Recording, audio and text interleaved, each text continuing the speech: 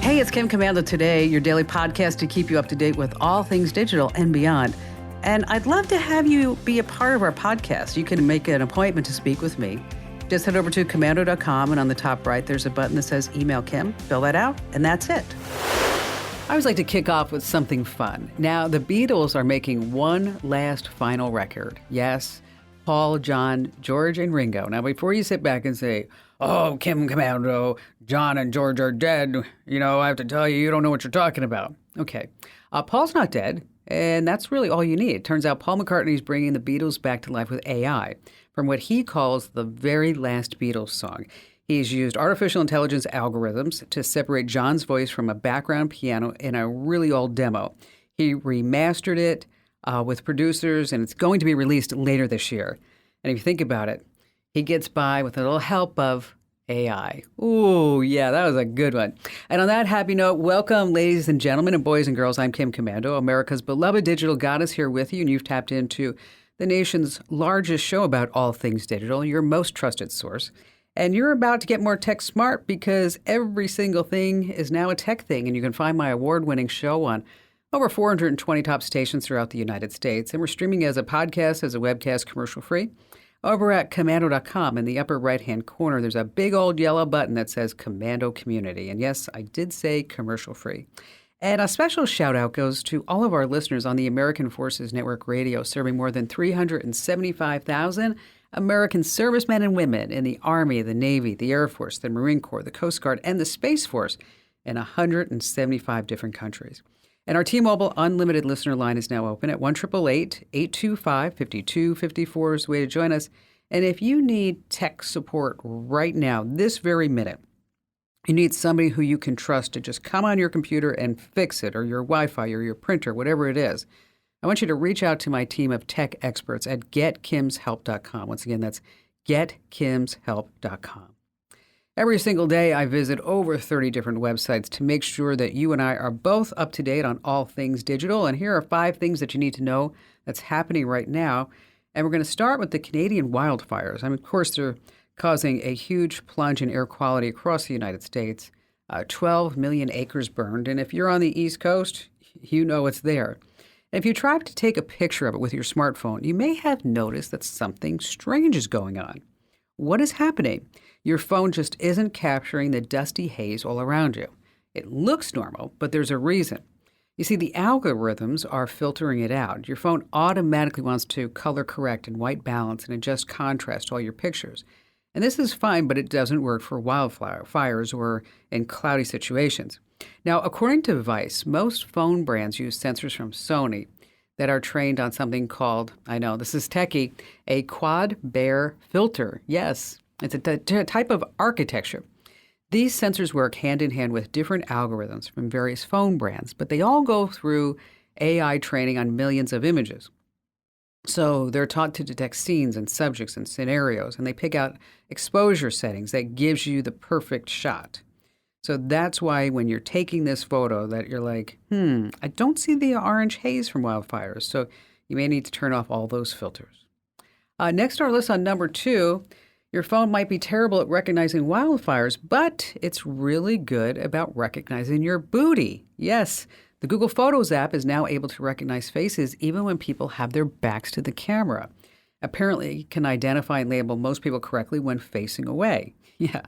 How does it work? Google's upped its machine learning models to recognize people based on the things that they wear, their gait, how they stand, their mannerisms, and other visual clues.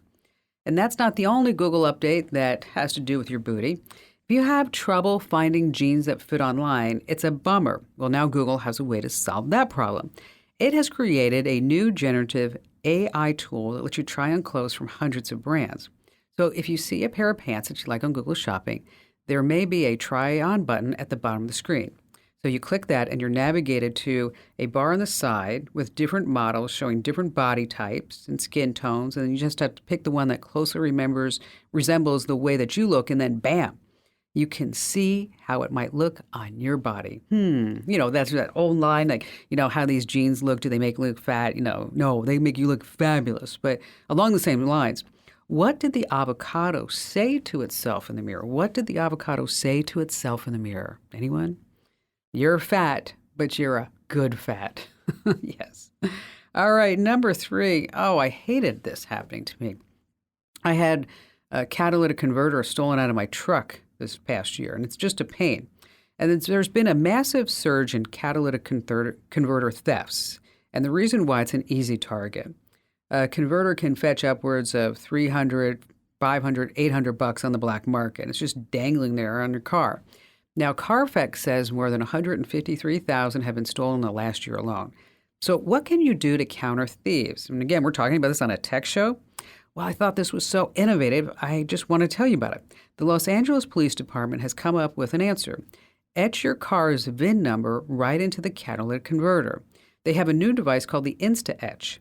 It's a Bluetooth-enabled device that engraves all the numbers with a high-temp spray paint. And the LAPD is holding monthly events where you get your catalytic converter etched for free. And another thing that they're doing is they're slapping a marked by the LAPD stamp right on the converter. So if that doesn't tell you to back off, nothing will. I think this is just fabulous. So every police department should be doing something like this. And in your local communities, reach out to your police department and say, hey, the LAPD is doing this. How about we do it too? Next on our list at number 4, what's the one thing that you can't do at a poker table in Vegas? Well, aside from maybe win. You can't pull out your phone or take photos for obvious reasons. But as more and more phone and social media Gen Zers are turning 21, MGM casinos are relaxing this just a bit. So the casino now has a brand new policy that allows guests to go ahead and take selfies, vids, and even live streams. But here's the deal. MGM says that the photos and videos must be for personal use only. Now, for live streams and longer videos, you still have to have their approval. But you can actually take photos at the poker table if the dealer's cool with it. But you can't live stream in the poker room. And at MGM, guests can actually text while playing games and chat on the phone just a little bit. I read this and I was at MGM. I took Ian to teach him how to gamble for the first time. And I gave him $100 and we were playing blackjack. It was so fun to play blackjack with him. And the kid actually walked away with $600. I was like, yes. But anyway, when I was at the MGM, I like to joke around. And there was a security guard standing there by all the slot machines. And so I looked at him and I said, hey, I'm not going to tell anybody, but which machine here pays off the most? Just point to it. You can even just point with your nose and I'll figure out which one it is. And he looked at me and he said, no, I'll use my finger. And he pointed over at the ATM machine. I thought that was so good. Finally, this coming in at number 5, when a man from Louisiana goes to Florida, does he become a Florida man? Jacob Percival is a 20-year-old guy from Louisiana. One day he had an epiphany. He wanted to be the next Steve Irwin. Now, the thing is that Jacob didn't go after a crocodile, but he decided to jump into an alligator pit and record a video of it and put it on TikTok. So you might be wondering, what is going on here? He was at the Busch Gardens theme park in Florida. So bystanders watched as he just dove in, mimicking Steve Irwin's accent as security yelled at him to get out. Ooh, crikey. Then he posted this whole video to TikTok. Now, of course, he thought that he would be a social media superstar after all this. But the police jumped in, yes. An arrest warrant was issued. Now, Jacob is facing just a slew of charges: burglary, trespassing, and theft of services. I started thinking about this. I was going to cook an alligator for dinner, but then I realized I only had a crock pot. Yes. Oh, that was the best one. I cracked myself up. All right, coming up, we have 10 tech freebies that you want to grab right now. Oh, we have the secrets to looking great in selfies, and then we have our question of the week. Yeah, it's kind of a different question that we ask you, the home listener, and our special guest contestant. And of course, we have all of your fantastic phone calls, and you have me, Kim Commander. Hey, our T-Mobile Unlimited listener line is now open at 1-888-825-5254. Once again, is the way to join us. And just a quick reminder, if you're just too shy to come on a show, I get that. I do. I understand. You can just drop me your question over at the website, commando.com. And in the upper right-hand corner, there's a link that says Email Kim. We have a pair of special guests joining us today right now. Grandma Joy Ryan, she's 93 years old, and she just wrapped up an incredible journey. Get this, she's visited all 63 U.S. national parks in just the last couple of years. That's right, all 63. Now, she didn't do it alone. She had a sidekick, her very own grandson, Brad Ryan. Now, Grandma Joy isn't just a seasoned traveler. She's actually now a record breaker. She's the oldest person to have ever visited all of our national parks. Isn't that incredible? Now, here's the thing. Grandma Joy and her grandson, Brad, they're not done yet. They're not even close. In just a few weeks, they're going to be heading off to Kenya. And to tell us all about their incredible adventures and future plans is Grandma Joy Ryan and, of course, her grandson, Brad Ryan. Hi there, guys. How did this adventure even start? Well, it started in 2015 when I was in my fourth year of veterinary school, and I had a very limited window during my clinical year to get away. But when an opportunity presented itself, I remembered a conversation I had with her about 5 years prior when she told me kind of casually that she regretted that she never got to see a mountain in her life. And so it was a heartbreaking revelation in my opinion, because she had so much life left to live. Anybody that has seen her on Instagram at Grandma Joy's Road Trip or has seen her on TV knows that this is not your typical 93-year-old woman. And so I offered to take her on a weekend road trip thinking that it would be a one and done experience, but she climbed mountains with me on that trip, and it really inspired me to keep the adventure going. And so that's really how it began. Where did you go on that first trip? We went to the Great Smoky Mountains National Park, which was about 7 hours from our hometown. And then how'd you come up with the idea to do all 63 national parks from there? Wow. It felt so good doing that with her that I couldn't stop obsessing over the images in my brain of her seeing Old Faithful blow up and walking through the redwood trees of California or seeing the sunset over the Grand Canyon. So it was really a matter of just stepping into the power of manifestation, and I knew that she would be game for it. So have you guys always been close? Oh, yeah. It never came to blows or anything while we was in the car. We got along pretty good. So what was the most favorite park that you visited? Well, mine was when we went zip lining. I had these gorgeous men that tied me to them so that I wouldn't fall, and we zipped through the trees. That was fun, I'll tell you that. That was in New River Gorge National Park in West Virginia, which is the what we call the Thrill Seekers National Park.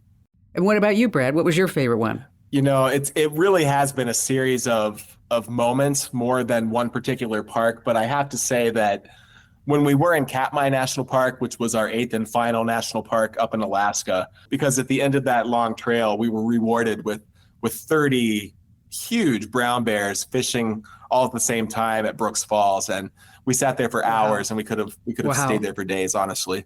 That is an amazing sight, isn't it? Just when you're talking about, I've been fortunate enough to see that myself, and just truly phenomenal.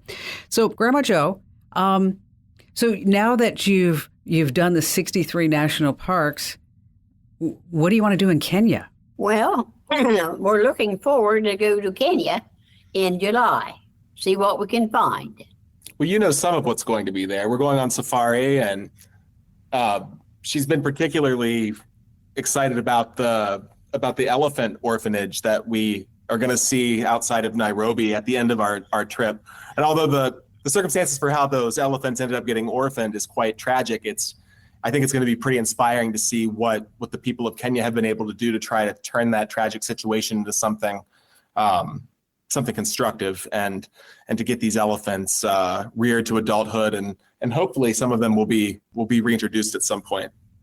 Well, especially you with being a vet, right? You probably they might put you to work, Brad. Just saying. My background's wildlife medicine, so I might have to keep that to myself if I don't want to end up working on vacation. That's true. So what kind of tech are you using on your trips?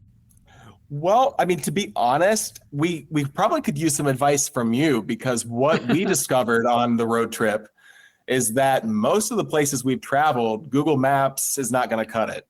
what technology could exist that could help us as we start to think about traveling internationally, because a lot of times we just had to depend on the good old fashioned Rand McNally Atlas. Yeah, right. The good news is that for you guys is that there's offline maps. And so you can just select your destination.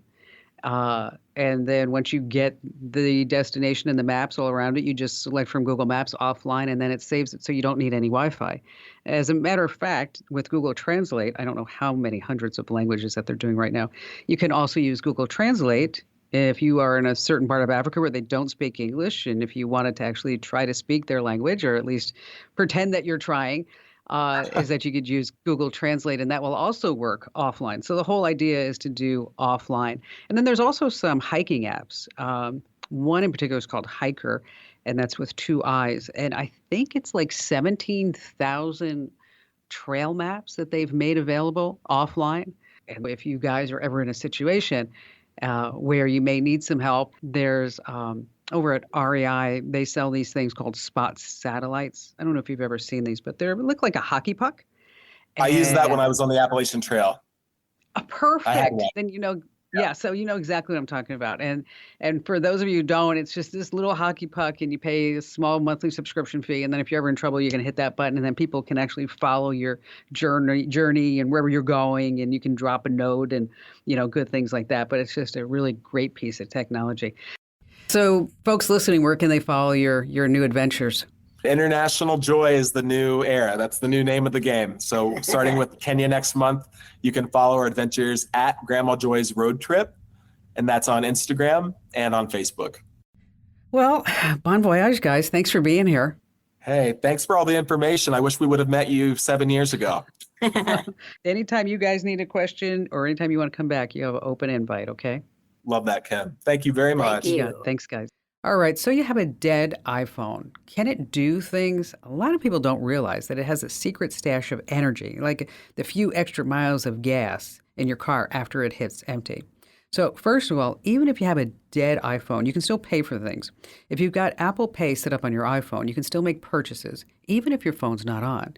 Just hold your phone near the card reader and boom, that's it. You're good to go. Next on the list, emergency services.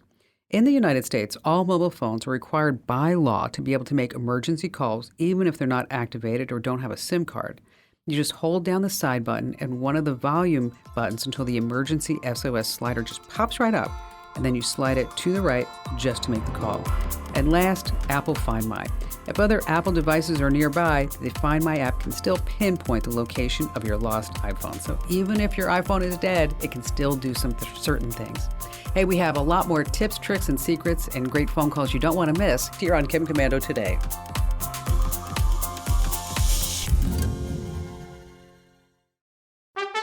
All right, there's a wildly popular Reddit forum called Am I the A-Hole? It's a place on the internet where people share their deepest, darkest secrets or just something happening in their lives, and they ask everyone, who's in the wrong, who's in the right? People comment and vote until ultimately a decision is made. Yes, you are, or no, you're not an a-hole. So once a week, I present you, the home listener, a situation from the forum, and it's up to you to decide, are they or are they not? And to add to the excitement, we have a special guest ready to take on the challenge and compete for the grand prize. It's this big. It's an official Kim Komando Show fanny pack, and it's worth about $25. And a free bag of Dr. Marty's Nature's Blend dog food, a value of $59.95. And joining us this week is Chulo from Steamboat Springs, Colorado. Hello there. Hi, Kim. Thanks for taking my call. You betcha. So we're going to play a little game, and then we'll talk about your question. And what do you do there in Steamboat Springs? I'm an oil painter, a fine artist.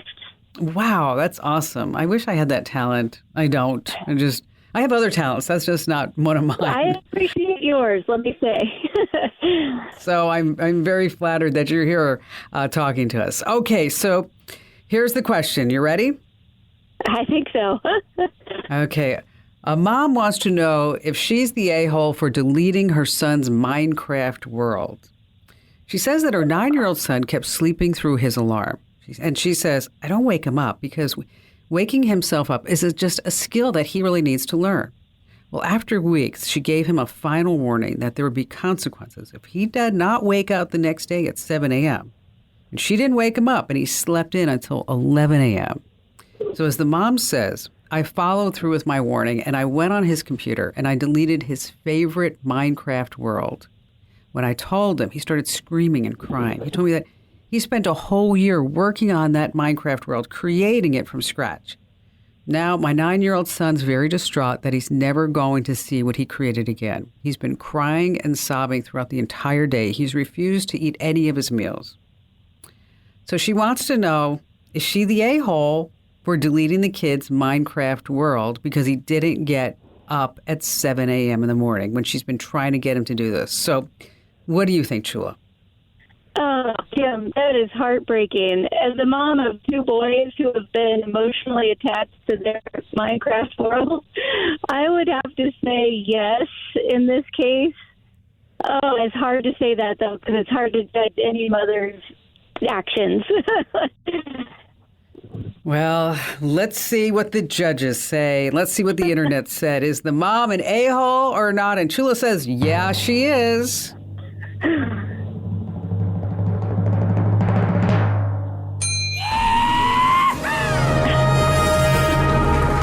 Well, Chula, you're absolutely right.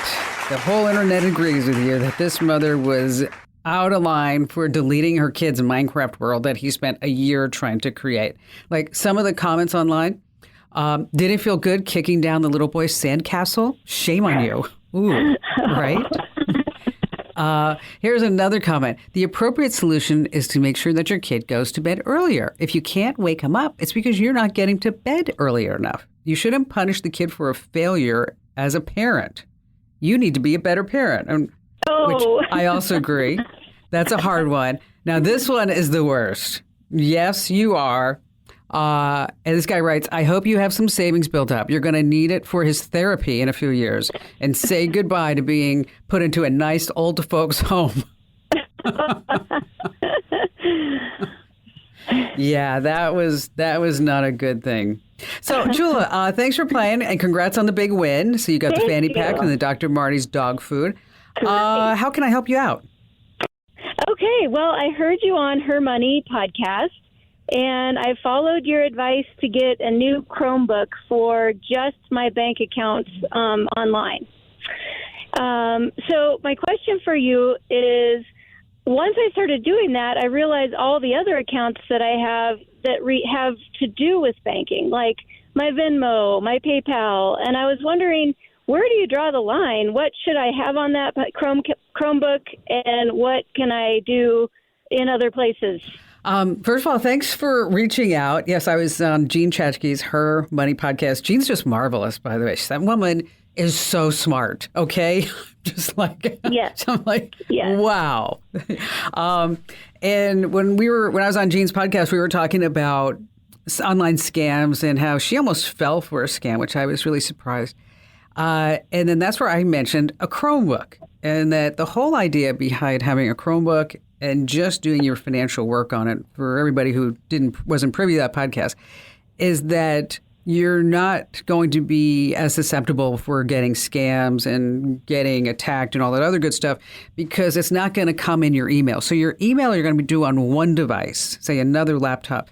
And on this Chromebook, and the reason why I like it is because they're safe and they're relatively inexpensive, and you can only use it online, and it's got a lot of other perks for it, is that you're only going to do your financial stuff, in quotes, on this Chromebook. So that this way, if you do happen to get malware or some type of phishing scam, that it's not going to be affecting your financial accounts.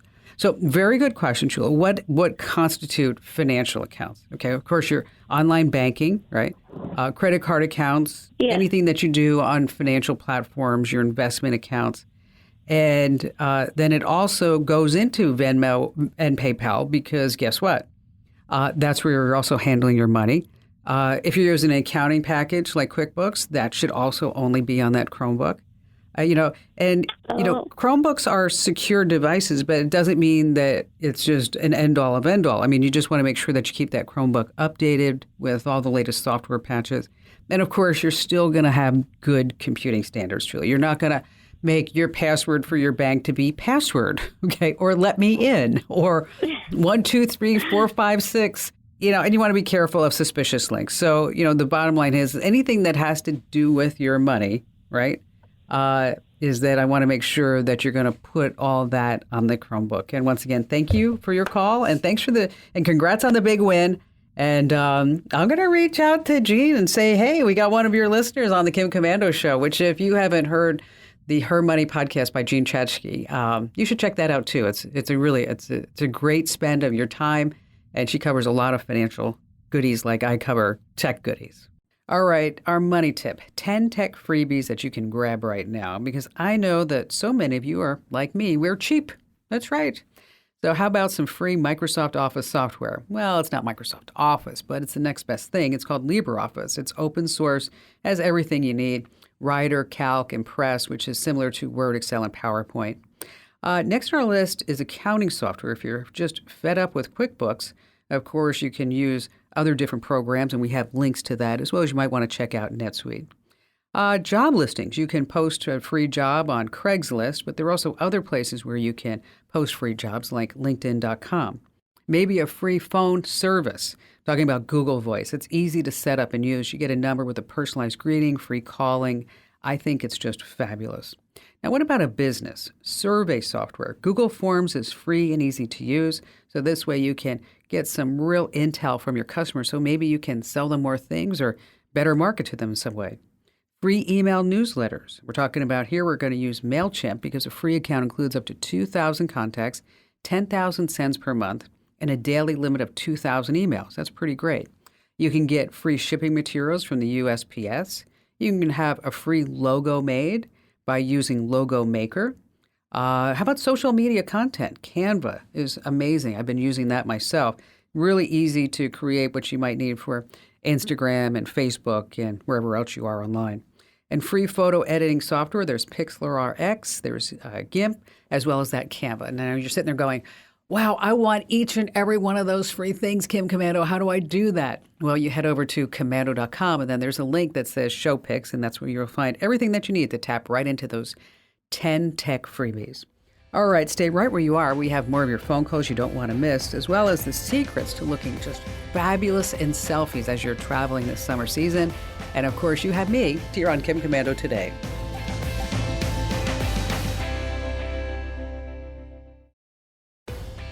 Now, if you used to get our newsletters and you stopped getting them because you said, oh, Kim, they were just horrible. I got tired of the clickbait and the ads.